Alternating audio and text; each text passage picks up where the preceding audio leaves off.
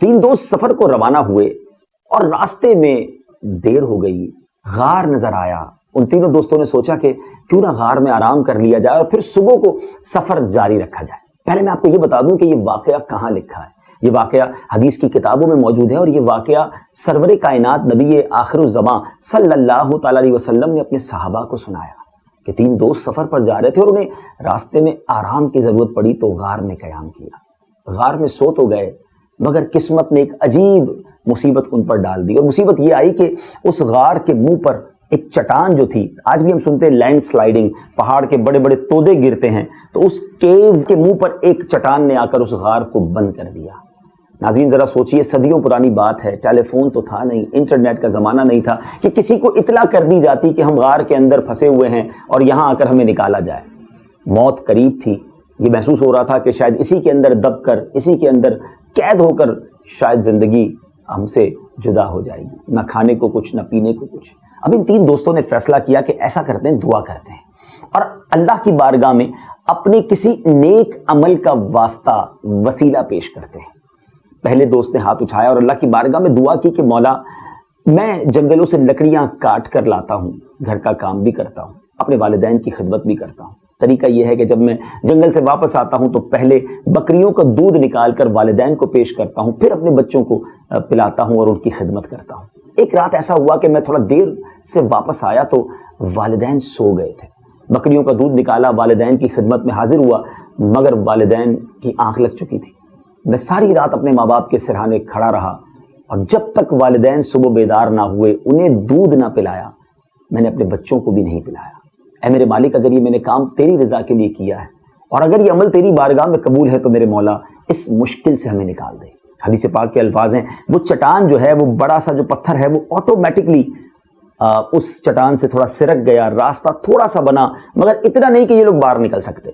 اب دوسرے دوست نے ہاتھ اٹھائے، کہتا یا اللہ، میری ایک کزن ہے اور میں اس سے بڑی محبت کرتا ہوں، میرے ارادے اس کے بارے میں اچھے نہیں تھے۔ ایک بار وہ جو لڑکی تھی میرے پاس آئی اور آ کر اس نے مجھ سے کچھ رقم ادھار مانگی، مصیبت میں تھی، پریشانی میں تھی۔ جب وہ میرے پاس آئی تو میں نے کہا ٹھیک ہے، پیسے تو میں دے دوں گا، مگر تم نے میرے ساتھ یہ غلط کام کرنا ہوگا۔ وہ بیچاری مجبور تھی، پیسے اس نے لیے۔ جب میں اس کے قریب گیا تو اس نے ایک بار اور مجھے کہا کہ خدا سے ڈرو، یہ کام مت کرو۔ اے اللہ، جب اس نے یہ مجھ سے کہا تو مجھ پر تیرا خوف طاری ہو گیا۔ اکیلا تھا، کنٹرول بھی تھا، میں گناہ کر سکتا تھا، مگر میرے مالک اس اکیلے پن میں بھی میں نے تیرے خوف کی بنا پر اس لڑکی کو چھوڑ دیا۔ اے اللہ، اگر یہ کام میں نے تیری رضا کے لیے کیا ہے تو ہمیں اس مصیبت، اس غار سے نکال دے۔ وہ پتھر ناظرین کچھ اور سرک گیا۔ اب تیسرے جو دوست تھا اس نے ہاتھ اٹھایا، کہتا یا اللہ، ایک بار میرے یہاں ایک شخص کام کرنے آیا، مزدوری کی اور اپنی مزدوری بھول کر چلا گیا۔ یا اللہ، جب وہ مزدوری بھول کر چلا گیا تو میں نے اس کے پیسے سنبھال کر رکھے، بلکہ اس کو کاروبار میں لگا دیے۔ کاروبار بڑھتا گیا، میرے جانور بڑھتے گئے۔ بہت عرصے کے بعد وہ شخص آیا اور کہتا ہے کہ تمہیں یاد ہے میں تمہارے پاس کام کر کے گیا ہوں اور کچھ رقم میری تمہاری طرف موجود ہے؟ تو اس شخص نے کہا ہاں مجھے تو بالکل یاد ہو، تمہاری امانت موجود ہے اور یہ جتنا بکریوں کا ریوڑ ہے یہ سب تمہارا ہے، تم لے جاؤ۔ وہ مزدور کہتا ہے کیوں میرے ساتھ مذاق کر رہے ہو؟ یا اللہ، میں نے اسے کہا کہ وہ تمہارا ہی سب کچھ ہے، کیونکہ میں نے تمہارے پیسوں کو کاروبار میں لگایا اور اس سے اتنی برکت ہوئی ہے۔ اے میرے مالک، اگر جو میں نے امانت پراپر لوٹائی، میں نے امانت میں خیانت نہیں کی، یہ عمل تیری رضا کے لیے تھا، تو میرے مولا ہمیں اس غار سے نکال دے۔ نبی پاک علیہ الصلوۃ والسلام فرماتے ہیں کہ وہ پتھر مزید سرک گیا، اتنا راستہ بن گیا کہ وہ تینوں دوست وہاں سے باہر نکل آئے۔ ناظرین، حدیث پاک کا یہ واقعہ ہم سب کے لیے بہت کچھ درس رکھتا ہے۔ ماں باپ کی خدمت کس قدر نیک عمل ہے، اللہ کو کتنا پسند ہے۔ انشاءاللہ جو ماں باپ کا ادب کرتے ہیں، خدمت کرتے ہیں، وہ دنیا میں بھی نوازے جائیں گے، آخرت میں بھی نوازے جائیں گے۔ دوسرے نوجوان کا جو واقعہ ہے کہ گناہ کرنے کا موقع تھا، مگر اللہ کے خوف کی وجہ سے گناہ چھوڑا، اللہ نے دنیا کی مصیبت سے بھی بچا لیا۔ اے کاش یہ خوف خدا ہمیں بھی نصیب ہو جائے کہ جب اکیلے میں ہمیں گناہ کرنے کو جی چاہے تو ہمیں یاد آ جائے کہ جو کچھ میں کر رہا ہوں یہ اللہ دیکھ رہا ہے۔ تیسری بات، جو اس شخص نے امانت پوری ادا کی، لوگ لاکھوں روپے لوگوں کے کھا جاتے ہیں، یہاں چند روپے تھے مگر اس نے سنبھالے بھی، اس کو کام میں لگایا، بڑھایا اور پھر سارا کچھ اسے لوٹایا۔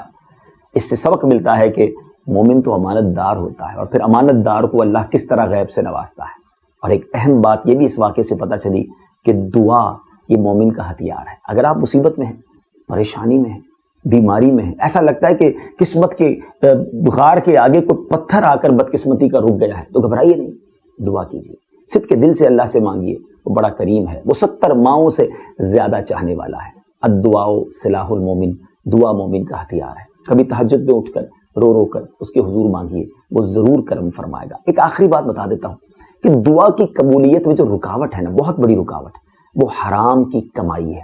اپنی غذا کو پاکیزہ کر لیں, حلال کمائی کمائیں, انشاءاللہ حلال کے لقمے کھائیں گے, اللہ دعائیں قبول فرمائے گا. اللہ کریم مجھے بھی اور آپ کو بھی صدق کے دل کے ساتھ اس کی بارگاہ میں سر جھکانے, ہاتھ اٹھانے اور خوب